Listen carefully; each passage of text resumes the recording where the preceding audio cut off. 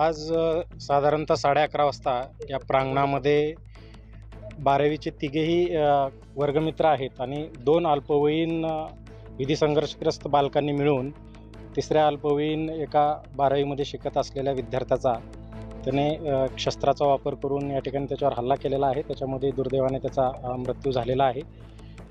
याच्यामधील एक विधी संघर्षग्रस्त बालक जो आहे तो ताब्यात घेतलेला आहे आणि दुसऱ्याचा शोध सुरू आहे. त्याचं कारण की महिनाभरापूर्वी गाडीवरून कट मारण्याचं यांचं कारण आहे.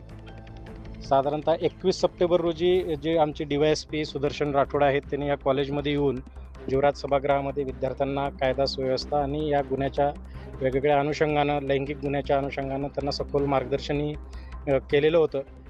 कॉलेजमध्ये सुद्धा सिक्युरिटी व्यवस्था आहे, CCTV आहे. असं असतानाही त्याने ते दप्तरामध्ये शस्त्र लपवून आणून त्याने ते हल्ला चढवलेला आहे आणि त्याच्यामध्ये ही दुर्दैवी घटना घडलेली आहे. त्याच्यातील एक जो बालक आहे ते ताब्यात आहे, दुसऱ्याचा आम्ही शोध घेतो. सगळेच आरोपी जीवेना आलेत का? सगळे दोन आरोपी म्हणता येणार आणि 2 विधी संघर्षग्रस्त बालक आहेत आणि ते अल्पवयीन आहेत. यातील एक आरोपी नशा करत असल्याची माहिती त्या ठिकाणी आरोपी म्हणता येत नाही याला. हे सगळे विधी संघर्षग्रस्त बालक आहेत आणि असली कुठलीही माहिती जी नशा संदर्भात आहे ती पुढे आलेली नाही. आम्ही एकाला ताब्यात घेतलेला आहे आणि दुसऱ्याचा नाव सांगता येणार नाही. सगळे अल्पवयीनच आहेत. ठीक, अल्पवयीन आहेत त्याच्यामुळे आपण नाव तिघांचंही सांगू शकत नाही. ठीक आहे, थँक्यू.